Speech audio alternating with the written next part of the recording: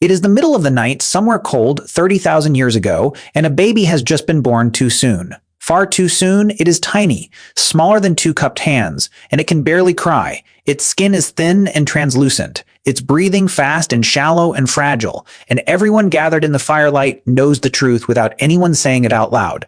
This child is not supposed to survive. There is no hospital, no incubator humming in a warm white room.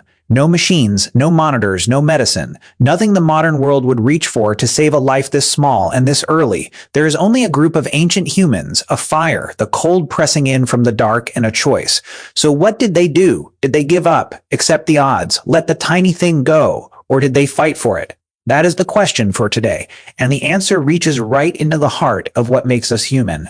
It is more tender and more astonishing than you'd expect, because what ancient humans did with their most fragile newborns reveals an instinct so old and so deep that you are almost certainly carrying it right now, tonight, without even knowing it. So stick with me. But before we can answer what they did with a baby born too early, I have to tell you something strange and true about every single human birth, because it reframes the whole question. You were born too early.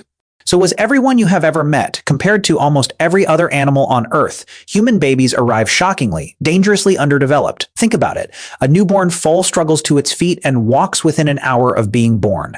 A baby gazelle can run from a predator almost immediately. A newborn monkey can cling to its mother's fur and hold on with real strength from the very first day. And a human newborn can do essentially nothing. It can't walk, can't crawl, can't cling, can't hold up its own head. It cannot even regulate its own body temperature. Well, it is, for all practical purposes, completely helpless, and it stays that way for an astonishingly long time. Months before it can even sit up, a year or more before it walks. Years before it could survive without constant care. Why are we like this? Why is the human animal born so absurdly unfinished? The answer is one of the great trade-offs in all of human evolution, and scientists often call it the obstetrical dilemma. Here it is. Over millions of years, our ancestors did two things at once that turned out to be on a collision course. We started walking upright, which reshaped the pelvis and narrowed the birth canal. And at the same time, our brains ballooned to enormous size. A big brain needs a big head, but a narrowed upright pelvis can only let so large a head pass through. Something had to give, and what gave was the timing of birth itself. Human babies are pushed out into the world while their brains and bodies are still radically unfinished, essentially born early, by the standards of other animals, because if we waited any longer, that giant head simply could not be born at all. So we are, all of us, a species of premature babies. We solved the impossible problem of the big brain and the narrow hips by being born before we were ready, and then finishing our growing on the outside, in our mother's arms, in the safety of the group, which means human babies have always needed extraordinary care just to survive their ordinary, helpless start. There is a concept that captures this beautifully. Some researchers describe the first 3 months of a human baby's life as the fourth trimester, the idea being that a human infant is essentially still a fetus for its first several months, finishing outside the womb the development that other animals complete inside it. Think about what that means. For its first months, a human baby is meant to be held almost constantly, kept warm against a body, fed often, soothed by the heartbeat and movement and warmth it knew before birth. It is not built to be put down and left alone. It is built to be carried. The womb, in a sense, simply moves outside and becomes the arms of the mother and the circle of the group. And this gives us a profound clue about our ancestors, because it tells us their entire way of life was already organized around carrying and constantly tending helpless infants. Ancient humans were, by necessity, expert baby carriers. They almost certainly invented some of the very first technologies for it, slings and carriers woven from hide or plant fiber, ways to keep an infant pressed to the body while the hand stayed free to work and the group stayed on the move. A people already built, body and culture, around carrying fragile babies was a people unusually prepared for the hardest case of all. Now hold that thought and bring back our tiny newborn by the fire, the one that came even earlier than that. Earlier than our already eerily normal, because now you can see the real shape of the problem. Our ancestors lived in a world where every baby needed intense care just to make it. So when a child arrived genuinely too soon, even by human standards, the demand on the group went from intense to almost impossible. And here is where I have to confront the ugly assumption head on. Because a lot of people, picturing this scene, assume they know what ancient humans did. They assume our ancestors were too practical, too close to the edge of starvation, too hardened by a brutal world to waste effort on a life that probably wouldn't last. They picture cold calculation. They picture the baby being quietly left to the cold. And while I will not lie to you and say that never happened, the ancient world was genuinely hard, and we'll get to the impossible choices it sometimes forced. The evidence points overwhelmingly in the opposite direction. Again and again, our ancestors fought for their fragile children fiercely, tenderly, with everything they had. How do we know? Partly from the bones. We've talked on this channel before about ancient skeletons that show healed injuries and long-term illnesses, people who survived conditions that would have killed them quickly without years of devoted care from others. There are remains of individuals who lived for years with severe disabilities, who could not have fed or protected themselves, kept alive only because their group chose, day after day, to carry them. The deep human pattern, written in the ground, is not one of abandoning the weak. It is one of caring for them, often at great cost, far beyond what cold survival logic would predict. If our ancestors devoted years to keeping a profoundly vulnerable adult alive, it tells you everything about how they were likely to respond to a fragile newborn, the most heart-tugging, vulnerable creature there is. And partly we know from looking at how humans everywhere, in every culture, respond to a fragile infant. The response is nearly universal, and it is the opposite of cold. It is an overwhelming, almost involuntary surge to protect. So what did they actually do with no medicine, no machines? What could they possibly do to save a baby that small? It turns out, far more than you'd think. Because the tools they had were exactly the tools such a baby most needs, and they live in the human body itself. The first and most important problem for a tiny early newborn is warmth. A premature baby cannot hold its own body heat. There is too little of it, and the cold world pulls it away fast. And this is precisely the danger that ancient humans were perfectly equipped to solve, because they had a heat source that never failed and never ran out. Their own bodies. The answer was to hold the baby, constantly. Skin against skin, tucked against the warm chest of its mother or another member of the group, wrapped in furs, kept close to the heat of a body day and night. This isn't a guess. We know it works because modern medicine rediscovered it. There is a technique used in hospitals around the world today, especially where incubators are scarce, called kangaroo care, holding a premature baby skin to skin against a parent's chest, and it is astonishingly effective. It stabilizes the baby's temperature, steadies its heartbeat and breathing, helps it grow, and measurably improves its chances of survival. Modern science proved what our ancestors knew in their bones 30,000 years ago, that the warmth of a human body, held close enough for long enough, can keep a fragile life burning. The incubator they had was each other, and the effect goes deeper than just warmth, which is what makes it so remarkable. When a tiny baby is held skin to skin, something close to magic happens between the two bodies. The parent's chest will actually adjust its own temperature to warm or cool the baby as needed. A measurable automatic response. The baby's breathing falls into rhythm with the adult's stress hormones drop. Its heart steadies. The contact itself, the closeness, regulates the fragile infant in ways we're still fully mapping. Two bodies, pressed together, become a single system, keeping the smaller one alive. Our ancestors couldn't have explained any of this. They didn't need to. They only needed to do the most natural thing in the world, pull the tiny child close and not let go, and their own bodies did the rest.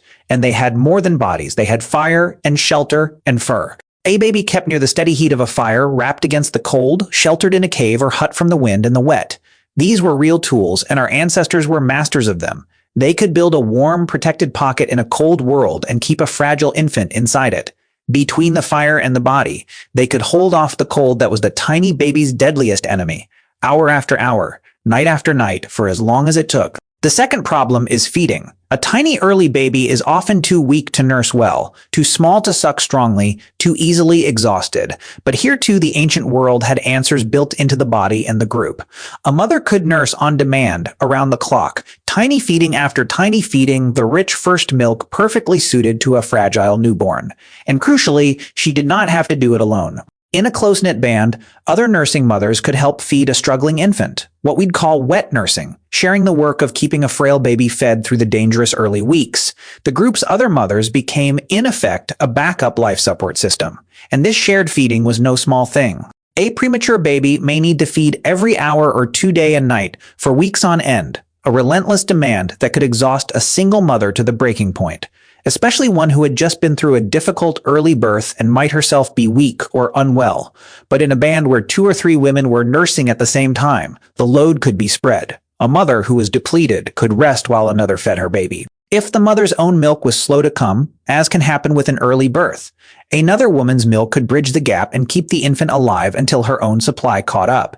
This kind of shared nursing has been documented in human cultures all over the world, and it would have been a genuine lifeline, turning a problem that could kill a baby in the hands of one exhausted woman into something a community could solve together. And that points to the third and maybe most powerful tool of all, everyone.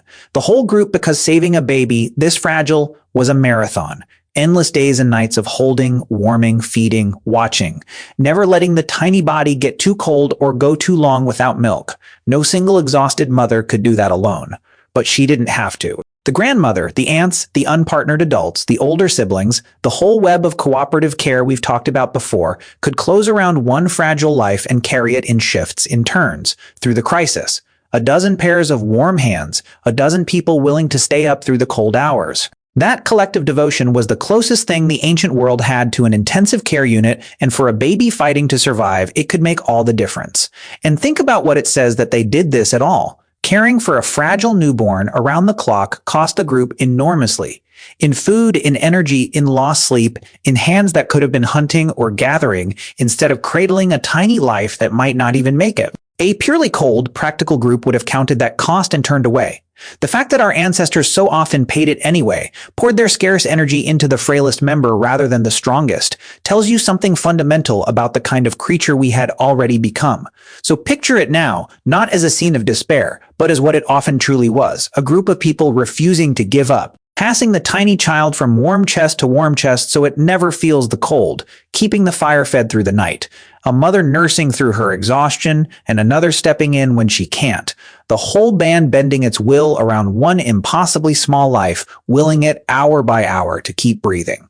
That is what ancient humans did with a newborn that came too early. They became the incubator. They became, with nothing but their bodies and their devotion, the thing that kept it alive. Now, I promised you honesty, and I owe you that, because it did not always work, and the ancient world sometimes forced choices we can barely bear to think about. Sometimes, despite everything, the baby was simply too early, too fragile, and no amount of warmth or milk or will could save it. And in the most desperate situations, true famine, the loss of a mother, a group already starving and unable to support a new life that needed so much. Our ancestors could be faced with impossible decisions, the kind no human should ever have to make in a world with margins so thin that sometimes the survival of the whole depended on heartbreaking choices. I won't dwell on this because it deserves quiet rather than detail. But I won't pretend it away either. The tenderness was real, and so was the harshness of a world without enough. Both things are true, and holding both is part of seeing our ancestors clearly, as full human beings rather than as a fantasy. But here is what nobody tells you. Here is the thing I most want you to carry away from this. The remarkable fact is not that ancient humans sometimes lost these babies or sometimes faced impossible choices. Of course they did. Their world was harder than we can imagine. The remarkable fact is how hard they fought not to, how often, against the cold logic of survival, they chose the fragile life anyway. Because here is the strange truth at the center of all this. By the brutal rules of nature, they shouldn't have.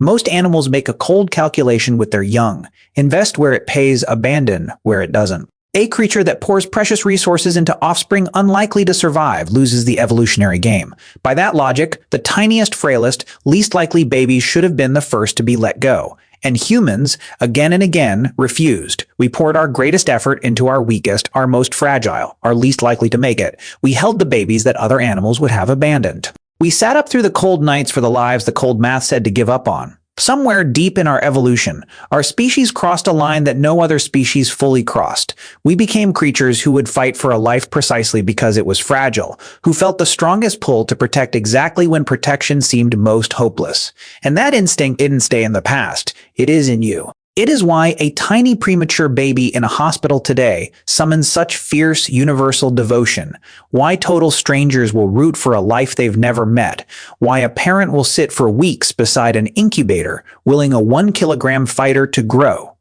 You might think that comes from our modern faith in medicine. It doesn't. It comes from 30,000 years ago and far longer, from every ancestor who held a too small baby against their warm chest in the dark and refused to let go. That feeling you get looking at a fragile newborn, that overwhelming need to protect it, is one of the oldest and most defining things about being human. It is in a real sense the feeling that built us. So let's go back one last time to that cold night 30,000 years ago. The tiny baby by the fire that wasn't supposed to survive will never know that particular child's fate, but we know what their people most likely did. They didn't turn away. They gathered close, they pressed that tiny body against warm skin, and fed the fire, and took turns through the long hours, and willed a life too small for the world to stay in it just a little longer. And sometimes, often enough that we are all here, it worked.